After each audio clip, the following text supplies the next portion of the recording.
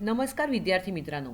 आज आपण व्याकरण विभागातील अलंकार पाहणार आहोत. मुलांनो, अलंकार म्हणजे माहिती आहे तुम्हाला? अलंकार म्हणजे दागिना. मानवी शरीराला सौंदर्य प्राप्त करणारे दागिने किंवा रंगीबेरंगी कपडे असतील, चेहऱ्यावरील चष्मा असेल, अशा प्रकारे आपण अलंकार घातल्यानंतर आपल्याला एक वेगळं सौंदर्य प्राप्त होतं. आपण खुलून दिसतो, छान दिसतो. मुलांनो, व्यक्तीची जशी गोष्ट असते ना, तशीच भाषेची सुद्धा असते. भाषा अधिक परिणामकारक किंवा चांगली दिसावी म्हणून नेहमीची भाषा न वापरता ती भाषा अधिक आकर्षक करण्याचा प्रयत्न करतो. ती शब्दरचना अधिक उठावदार वाटते. उदाहरणार्थ सांगायचं झाल्यास, तुझं चालणं मोहक आहे असं जर एखाद्या कवीला छान शब्दात सांगायचं असेल तर तो म्हणेल, चांदणे शिंपीत जाशी चालता तू चंचले. किंवा दुसरं उदाहरण आपण बघूया.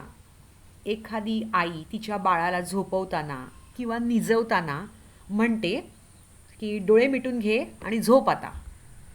तर अलंकारिक भाषेत कसं म्हणेल ती? तर पापणीच्या पंखात झोपू दे डोळ्यांची पाखरे. बरोबर? किंवा माणसाच्या आता आयुष्यामध्ये सुखापेक्षा दुःखच जास्त असतं. हे सांगताना कवीची एक चमत्कृती मला इथे आठवणीने सांगावीशी वाटते. जरतारी हे वस्त्र मानवा तुझ्या आयुष्याचे, एक धागा सुखाचा 100 धागे दुःखाचे. आणि या रचनेमुळे काय होतं? भाषेला शोभा येते आणि याच गुणधर्मांना भाषेचे अलंकार म्हणतात.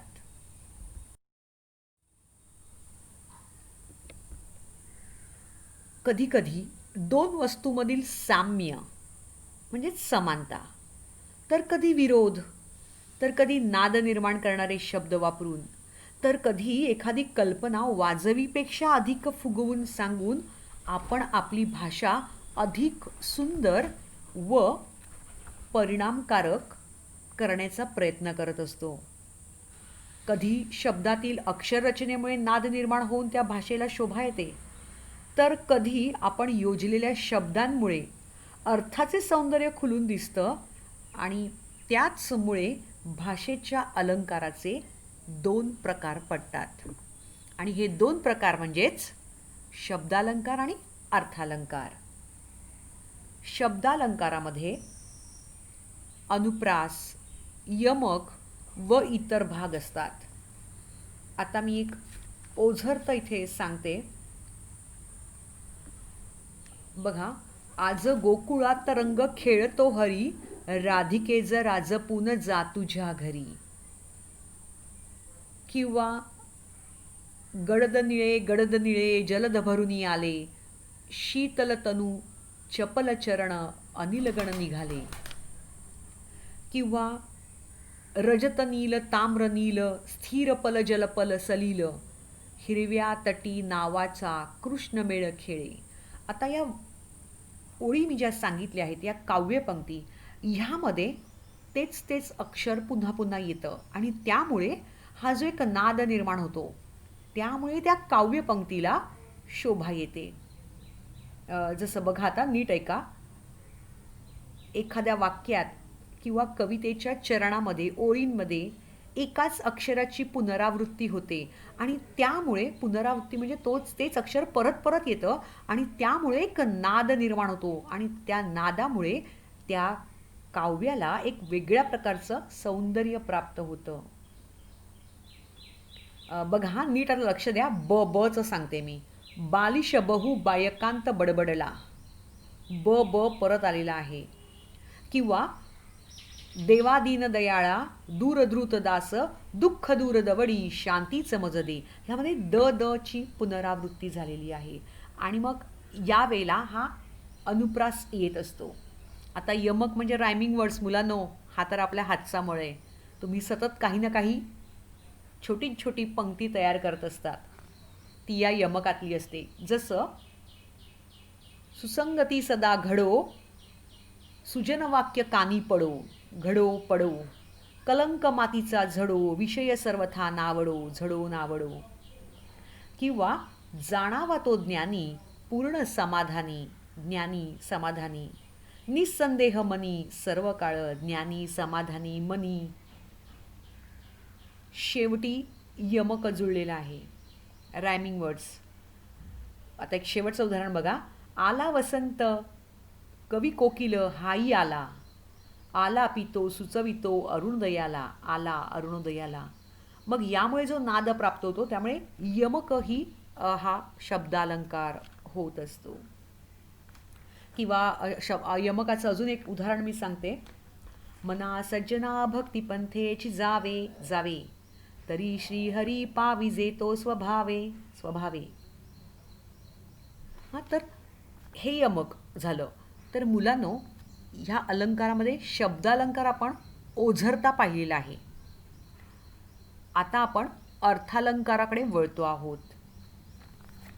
अर्थालंकारामध्ये उपमा, उत्प्रेक्षा, रूपक ह्याची यादी भरपूर मोठी आहे अर्थालंकारामध्ये, ज्यामध्ये अपन्नुती आहे, व्यतिरेक आहे, अनन्वय आहे, भ्रांतिमान, संसंदेह, अतिशयोक्ती, दृष्टांत, स्वभावोक्ती, अन्योक्ती, विरोध, विरोधाभास, असंगती, सार. तर हे अनेक प्रकार आहेत. तर आता आपण आपल्याला अभ्यासाला जे लावलेले अलंकार आहेत त्याकडे वळणार आहोत. ही जास्तीची माहिती मी मुद्दामून सांगितली की एक्झॅक्टली अलंकार म्हणजे काय हे तुम्हाला कळणं गरजेचं आहे. आणि जेव्हा अलंकार म्हणजे काय कळेल त्यानंतरच आपण पुढे जाऊ शकतो.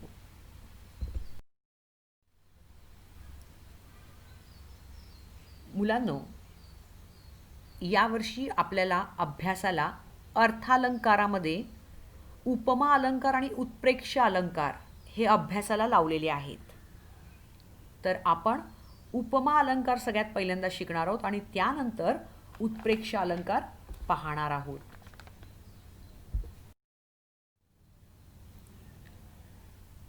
आता उपमा अलंकार म्हणजेच काय, तर ह्यासाठी मी काही शॉर्टकट्स काढलेले आहेत. तर दोन वस्तूंमधील साम्य, साम्य म्हणजे समानता, सारखेपणा. एक किंवा एक वस्तू दुसऱ्या वस्तूसारखी आहे असं केलेलं वर्णन म्हणजे उपमा. बघा, आपण एखाद्याला उपमा देत असतो की ते ना त्या हिरोसारखा तू दिसतोस, ही आपण त्याला उपमा देत असतो. आपल्याला माहिती आहे आपला मित्र वेगळा आहे आणि तो ॲक्टर वेगळा आहे, तरी पण तो त्याच्यासारखा दिसत असतो, दोघांमध्ये साम्य असतं. बरोबर आहे. त्याच वेळेला हा उपमा अलंकार होतो. भाषेमध्ये सुद्धा तसंच आहे.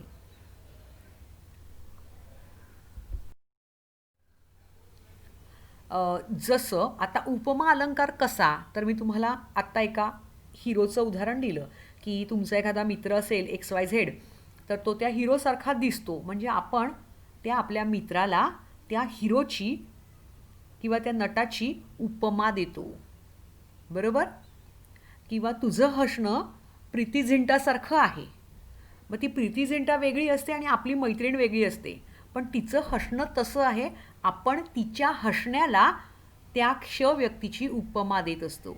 हाच आहे उपमा अलंकार.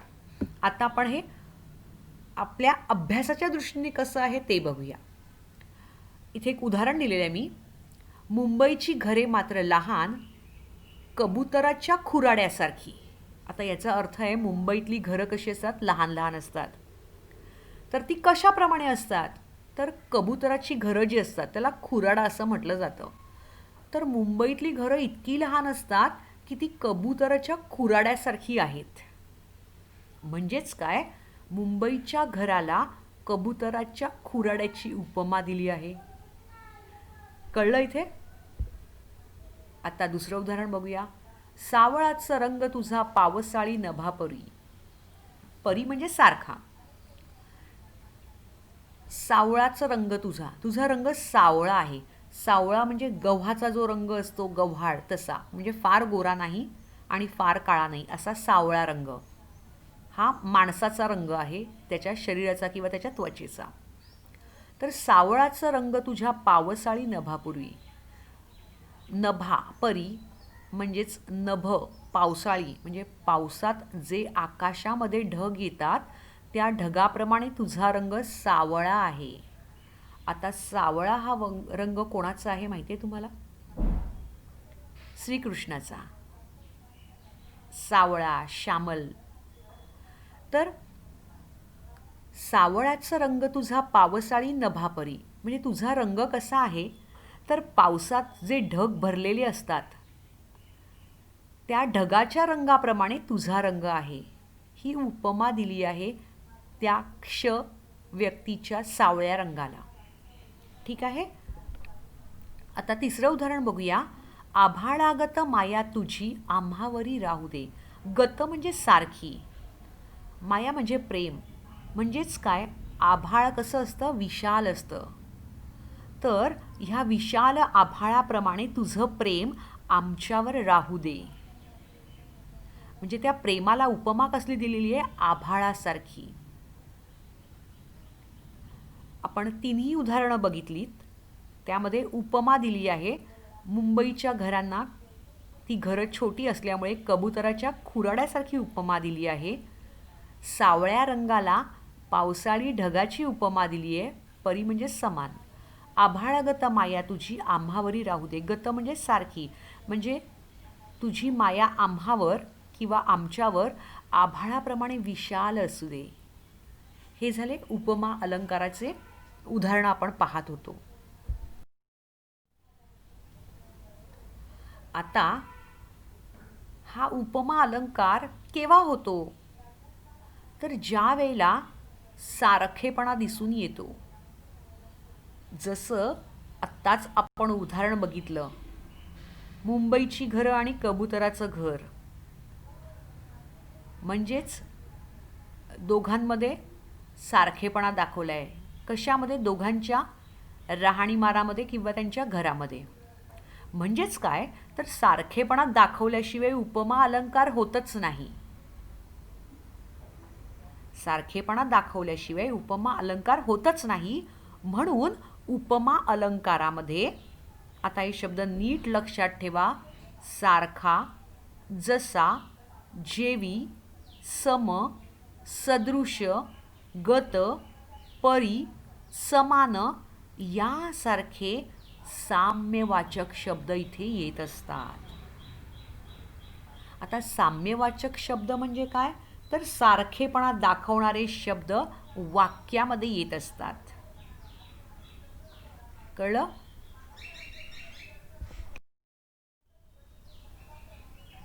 आता हे सगळं मी तुम्हाला सांगितलं. आता यांच्या प्रश्नाचं स्वरूप कसं असेल, तर तुम्हाला काय करायचं आहे, तर तुम्हाला परीक्षेमध्ये वाक्य दिली जातील आणि तुम्हाला प्रश्न विचारला जाईल, या वाक्याचा अलंकार ओळखा. आत्ता आपण कुठला अलंकार बघत होतो, उपमा अलंकार. पुढे आपण दुसरा शिकणार आहोत. त्यानंतर दुसरा प्रश्न असा विचारला जातो, वाक्यातील उपमेय, उपमान, समान धर्म, साधर्म्यवाचक शब्द ओळखा. अलंकार ओळखा हा एका मार्कासाठी विचारला जातो. तर एखादं वाक्य दिलं असेल, त्यातनं तुम्हाला उपमेय, उपमान, समान धर्म आणि साधर्म्यवाचक शब्द ओळखा असा 2 मार्कांसाठी प्रश्न येतो.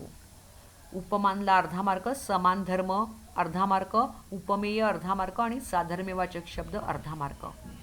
तसा हा 2 मार्काचा प्रश्न तुम्हाला इथे विचारला जातो.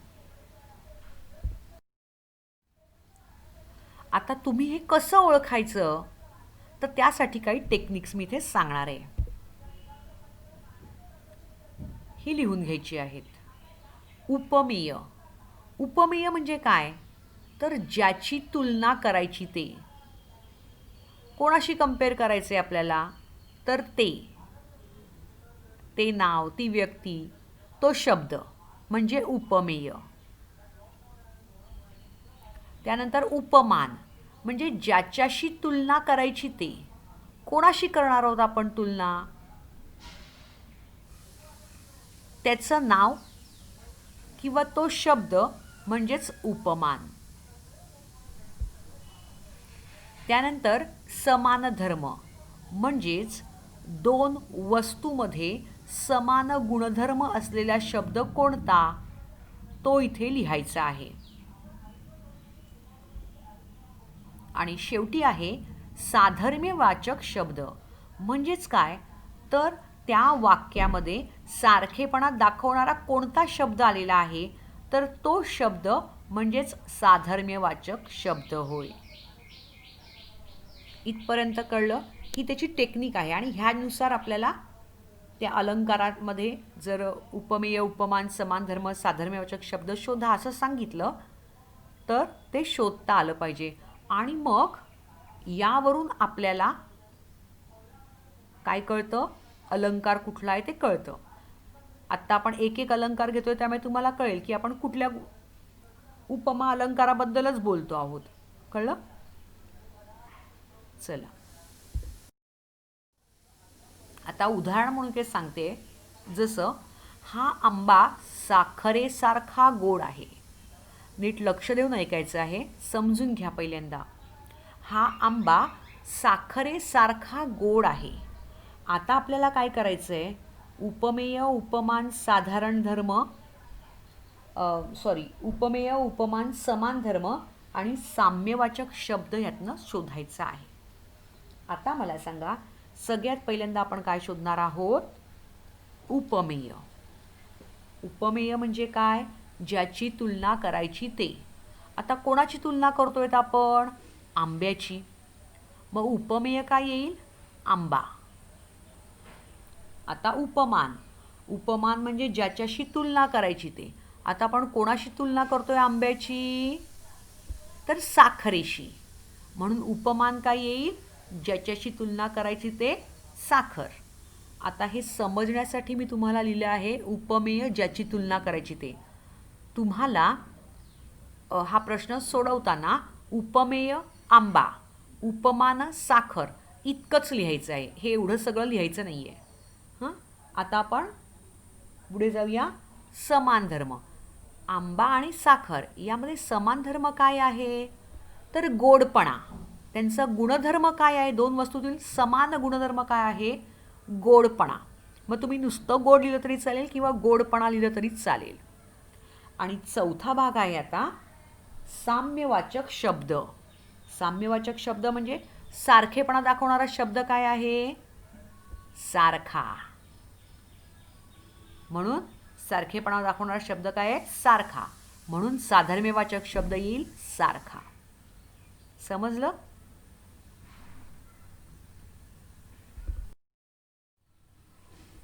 नाव इट्स युअर टाईम. आता तुमची वेळ झालेली आहे. चला, तुम्ही नोटबुक घेऊन तयार असाल. प्रश्न आहे, खालील वाक्यांतून उपमेय, उपमान, समान धर्म, साधर्म्यवाचक शब्द शोधून लिहा. हा तुमचा प्रश्न आहे. तुमचं वाक्य आहे, आईचे प्रेम सागरासारखे असते. आईचे प्रेम सागरासारखे असते. आता तुम्हाला काय करायचे, या वाक्याच्या खालती उपमेय, उपमान, समान धर्म आणि साधर्म्यवाचक शब्द असं लिहा एका खाली एक आणि पटापट उत्तरं शोधा. मग आपण सोडून पुढे जाऊया.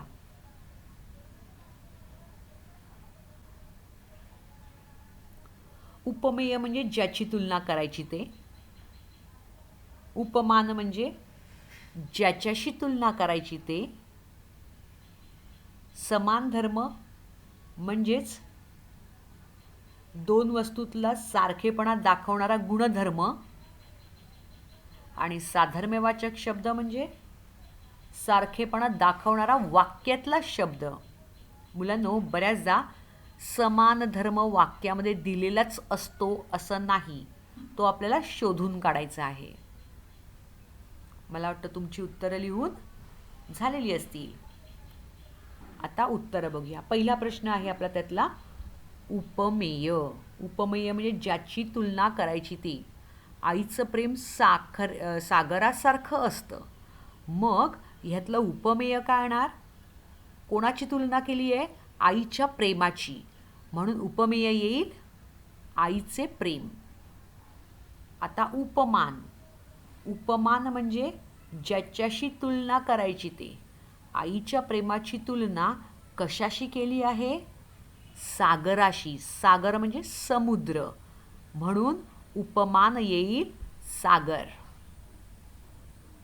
आता दोघांमधला समान धर्म आपल्याला शोधायचा आहे. आता आईचं प्रेम सागरासारखं असतं, तर सागर किती मोठा असतो ते सांगितलेलं नाही आहे. मग समान गुण काय त्यांच्यातला? आईचं प्रेम आणि सागर हे दोन गोष्टी दाखवताना, म्हणजेच आईच्या प्रेमाला कसली उपमा दिली आहे? सागराची उपमा दिली आहे, समुद्राची उपमा दिली आहे. सागर कसा असतो? समुद्र कसा असतो? मोठा असतो. मोठा म्हणजे कसा असतो? अथांग पसरलेला. मग सागर कसा असतो? अथांग. आईचं प्रेमही तसंच असतं, बरोबर ना?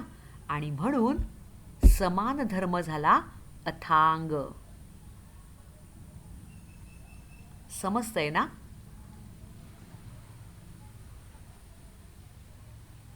आता आहे साधर्म्यवाचक शब्द.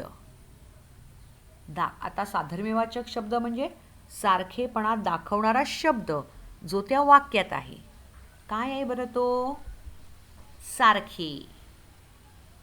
कळलं? उत्तरं चेक केली तुमची?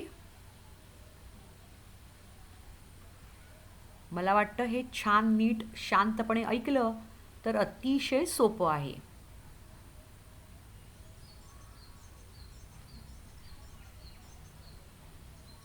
झालं लिहून?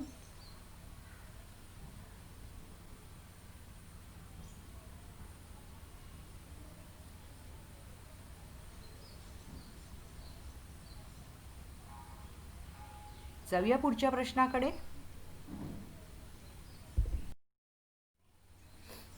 लिहा दुसरं वाक्य.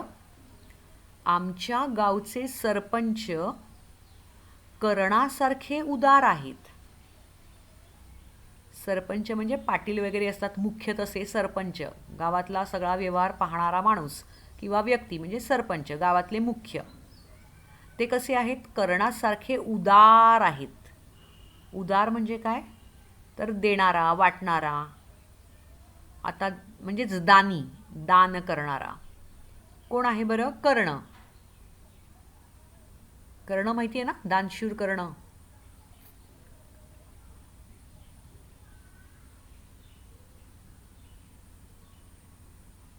आता तुम्हाला काय करायचं आहे? यातून उपमेय, उपमान, समान धर्म आणि साम्यवाचक शब्द शोधायचा आहे. साम्यवाचक म्हणजेच साधर्म्यवाचक. हां,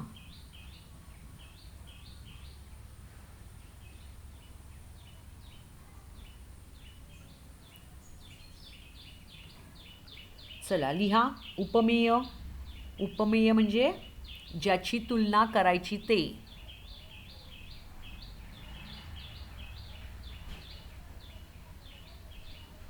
कोणाची तुलना केलेली आहे? सरपंचाची. कोणाशी केली आहे? उपमान येईल कर्ण. बरोबर. साधारण धर्म काय आहे? समान धर्म काय दोघातला? उदारपणा किंवा दानशूरता. आणि साधर्म्यवाचक शब्द आहे, सारखेपणा दाखवणारा शब्द सारखे. कळलं? झालं चेक करून?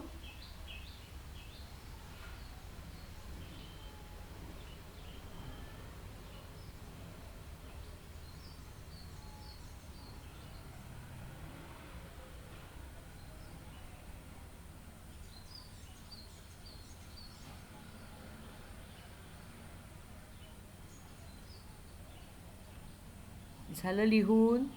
जाऊया पुढच्या स्लाईडवर.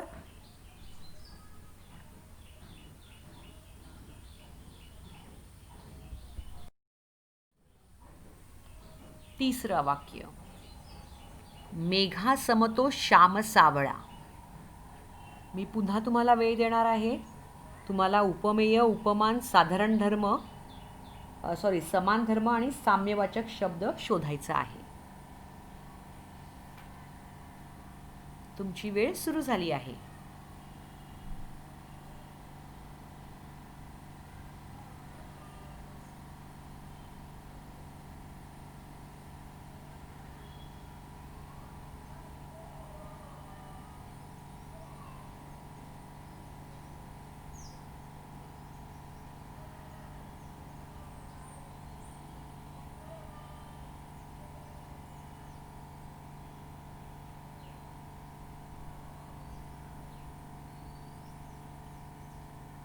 झालं लिहून? बघा, क्लू देते. उपमेय म्हणजे ज्याची तुलना करायची ते. वाक्य जरा वेगळं टाकलेलं आहे, त्यामुळे नीट लक्ष देऊन वाचा. मेघा समतो श्याम सावळा. तर श्याम म्हणजे कोण? तर कृष्ण. बरोबर. कृष्ण कसा आहे? सावळा आहे. कोणाप्रमाणे? मेघाप्रमाणे, ढगांप्रमाणे. ओके. सम म्हणजे सारखा. आता उपमेय, ज्याची तुलना करायची ते. कोणाची तुलना करायची आहे? मेघाची तुलना श्यामशी करायची की श्यामची तुलना मेघाशी केलेली आहे? ते नीट लक्ष द्या. ते आहे उपमेय. त्यानंतर उपमान, कोणाशी तुलना केलेली आहे? श्यामशी तुलना केली आहे की मेघाशी तुलना केलेली आहे?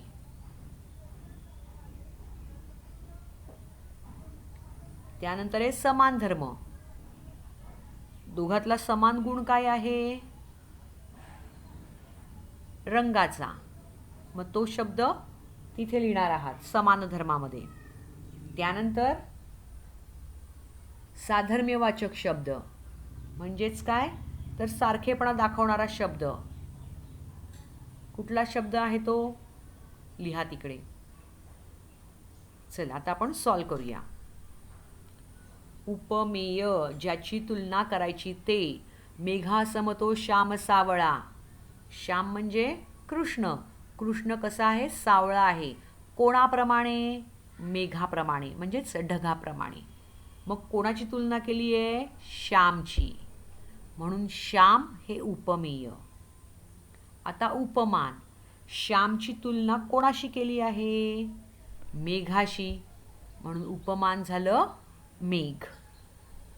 आता समान धर्म, दोघोतला समानता काय आहे दोघोतली? तर रंग. कुठला रंग? सावळा रंग. मग समान धर्म सावळा.